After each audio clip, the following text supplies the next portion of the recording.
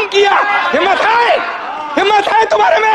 अरे जनता ने तुम्हारे को दिखाई दिया, जनता ने दिखाया, तुम्हारी जगह दिखा दी।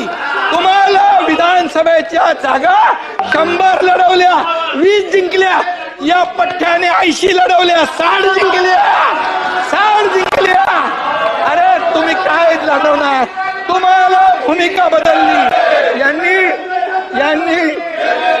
यांनी शिवाजी महाराजांची भूमिका बदलली, बाळासाहेबांची भूमिका बदलली। तुम्ही हिंदुत्वाचे विचार सोडले म्हणून घरकाना घाटका झाले, घरकाना घाटका, इधर कभी नाही उधर कभी नाही।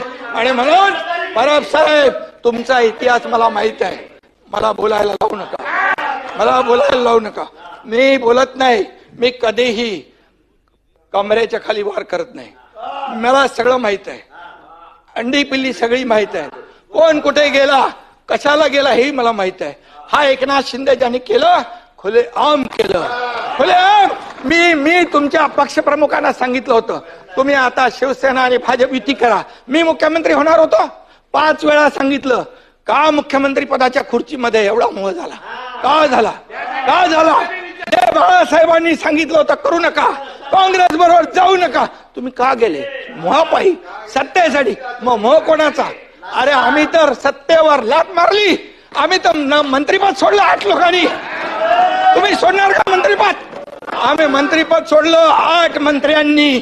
आम्हाला काय माहित होतं की आम्ही काय होणार आहे आमचं? आणि म्हणून आम्ही एकतर लढून जिंकू किंवा एकतर लढून शहीद होऊ असं म्हणून आम्ही लढलो। तुम्ही आम्हाला काय सांगताय?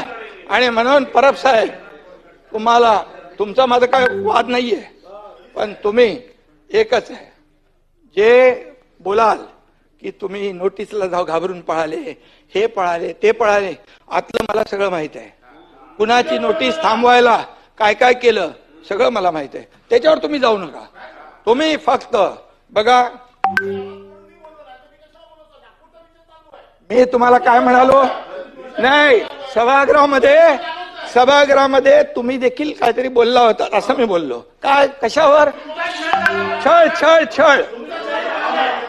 छळ झाला तर तुम्ही इथं बोलले होते ना, बसून बोलू नका। संभाजीराजे मी काँग्रेस प्रदेशाध्यक्ष आणि देवेंद्र फडणवीसांच्या बद्दल बोललो की त्यांनी म्हणाले की औरंगजेबासारखा क्रूर प्रशासक मुख्यमंत्री आहेत। मी त्याच्यावर सुरू केलं ते, म्हणजे मी बोललो त्यांचे काय डोळे काढले, त्यांची काय जीभ छाटली, त्यांची काय नख उपटली, त्यांची काय कातडी सोडली, काय केलं देवेंद्र फडणवीसांनी, मुख्यमंत्र्यांनी काय केलं? सोलायला पाहिजे होती। आणि मग मी म्हणालो आणखी कोणाचा तुमचाही छळ झाला, तुम्ही जेव्हा उठायला उभे राहिले तेव्हा मी बोललो तुमचाही छळ झालाय का? तुम्ही जेव्हा असं नाही, तुम्ही जेव्हा उठायला बोलायला उभे राहिले, त्यामुळे मी सांगतो, तुमचं नाव नाही घेतलं मी बघा, कल्पूर करा